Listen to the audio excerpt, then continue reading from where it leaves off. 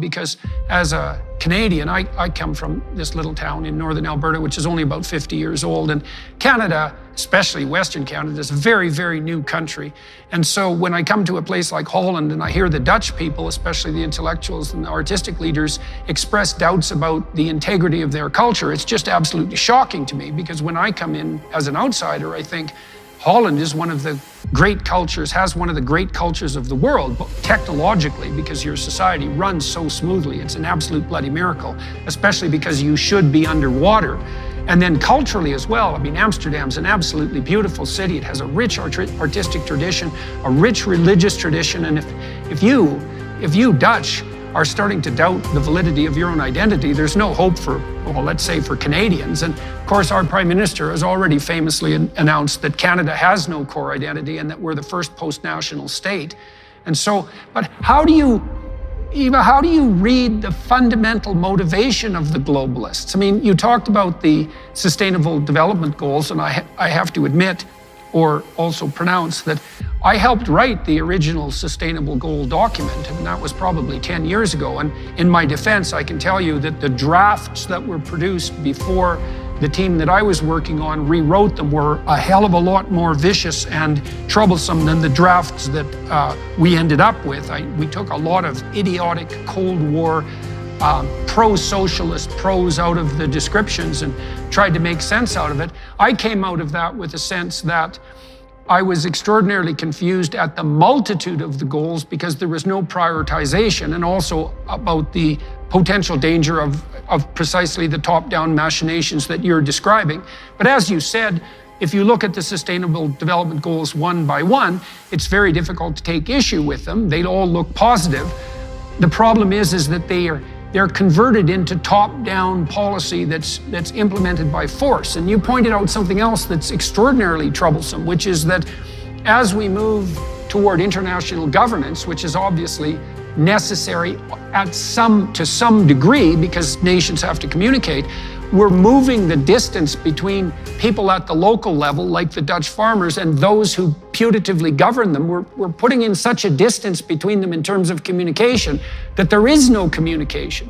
There's just top-down edict. That's a real Tower of Babel situation. And the reason I think the Dutch farmers are bellwethers or canaries in the coal mine is because they are so-called ordinary, competent people, hyper-competent people, and they're shaking their fist in the air saying, look, you're demolishing our livelihoods here while you're pursuing your virtue-signaling, self-aggrandizing, hyper-moral goals. And not only are you not accomplishing those goals, you're actually working at counter-purposes to them, like the German government has managed on the energy front. And so we're seeing a danger of a very intrusive form of global governance, and that's, as you said, is taking priority over all national, local, and individual concerns. And that's a huge danger, and I don't think people are cognizant of that at all yet, lost as they are in this delusion that we're doing something like serving the environment, right? It's a very, very simple narrative. But so what do you see, though? You know, you made a bit of a case there for the beneficial motives of some of the globalists, at least in relationship to these goals, but there's a nefarious element to what's going on. What do you think the fundamental intent is? You know, like I worry about statements like the planet has too many people on it and we've exceeded the carrying capacity of the biosphere, et cetera, which sound to me like implicitly murderous. It's essentially murderous sentiment or suicidal. But what do you think? What do you think the intent of the globalists is if you had to give the devil his due? Yes. Okay. So globalists, I mean, obviously they're people. So the flaws that are in our human souls, the want for power and money lives inside of them as well. And they want to do it on a global scale. So the biggest evil, I would say, imaginable gets its chance if you let the globalists take rule. So what do you want to do if you are a globalist who wants to, you know, open up our borders, have essentially the biggest consumer base in the world, which is the entire world, right?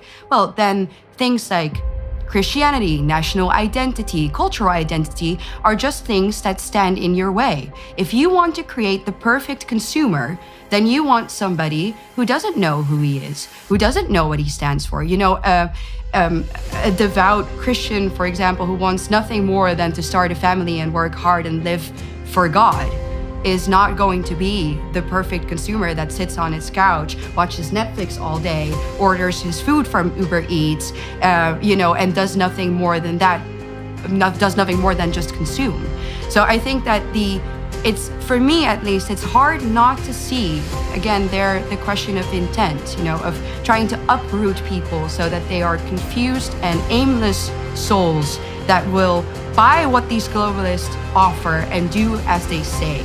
And I think that that is exactly what we are witnessing today. Most of us are turning into perfect consumers without a higher purpose. Oh, well, you sound, when you talk like that, you sound more like Joe Rogan or Russell Brand, and maybe even Bernie Sanders, you know, these people on the left who are still genuine leftists in some sense, who are hyper concerned about corporate gigantism, which I think is a genuine element of concern. And what you're seeing expressing is an unholy and I would say truly fascist level of collusion between corporate giants who are essentially motivated by very little else than a kind of self-serving greed, and maybe, which might work at a local level when there's lots of competition, but when they're large enough to engage in regulatory capture and to engage in collusion with government and media, that poses another one of these Tower of Babel threats to all of us.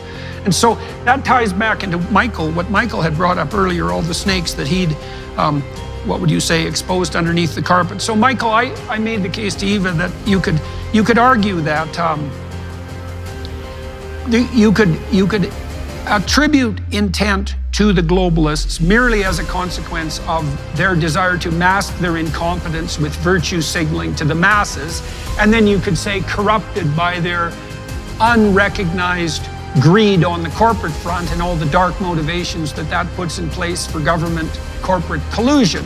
But you're pointing to something that's more nefarious, and as they say in the scientific community, extraordinary claims require extraordinary evidence. So I don't know anything except for what we've talked about briefly about this Tri-City hypothesis, and that seems to be like, I wouldn't want to wander down that rabbit hole unless it was absolutely necessary, given that there's already alternative. It's not a hypothesis. But you're very well. That's what I want you to make a case for that and tell people why. Web search Tri-State City and you'll see the map instantly. They've got it mapped out. We would be sitting right in the middle of it right here. The map is mapped out. They're doing research to make it now. And when I see Trump talking about